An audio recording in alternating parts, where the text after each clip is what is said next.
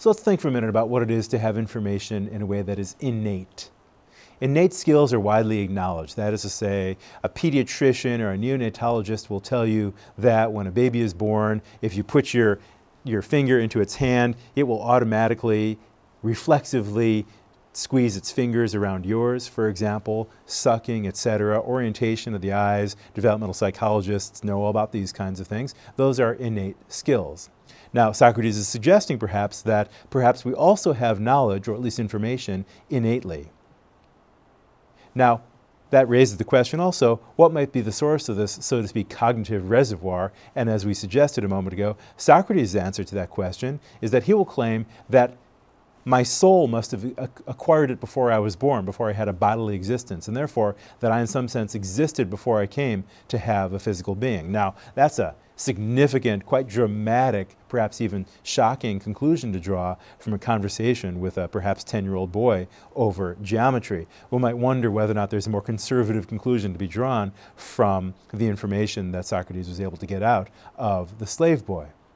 You might wonder, first of all, whether, for example, a species could acquire information that's then passed on to each organism of that species. So it could happen that evolution through natural selection gives a species some kind of knowledge of, for instance, the behavior of certain types of predators, and endows even infant members of that preyed upon species with the ability to know how to avoid the predators of that kind.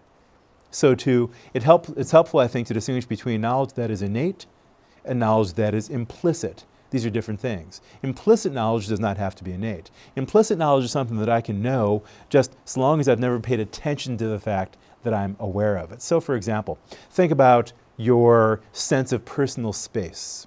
You could be made uncomfortable by someone, for example, in an elevator or sitting down next to you on a bench because they're violating your personal space. But notice that you could have a sense as to what is appropriate, what is inappropriate on the level of personal space, and have that be something that you're part of, that you're sensitive to all your life without having to pay attention to it in any conscious way. It only happens if it's dramatically violated, or if, for example, you go to another country and experience a culture that has a very different sense of personal space, that will then become something that you're aware of. But it's not very, very plausible that anybody knows about norms of personal space innately, but we do know it implicitly, which suggests that we learned it as young children, but without paying attention to the fact that we were doing so.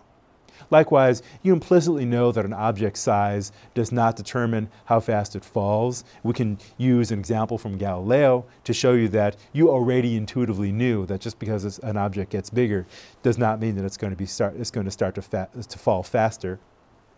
You implicitly knew, until I mentioned it just now, I'm about to, here goes, that your earlobe is smaller than Greenland. And we might define implicit knowledge as A is implicit in B, that is, bit of knowledge A is implicit in bit of knowledge B, just in case, or if and only if, A can be deduced from B, and perhaps also B is something that you already are aware of. You can deduce from your general knowledge about the world that your earlobe is smaller than Greenland, even if you've never bothered to carry out that deduction before today. That's what it means to say that knowledge about your earlobe's relation to Greenland was implicit inside of you. But again, there's not much plausibility in thinking that you knew that innately, in the sense of knew it at birth. So notice importantly that you can know something implicitly without knowing it innately. There are lots of things that we learn just by virtue of our everyday experience with objects around us, as well as what we are told by other people without perhaps paying attention to what we're being told. We might still absorb it without paying attention to it. Those things might be implicit without being innate, and it might be natural to confuse the two. Just because I don't remember where I learned something doesn't mean I must have known it innately.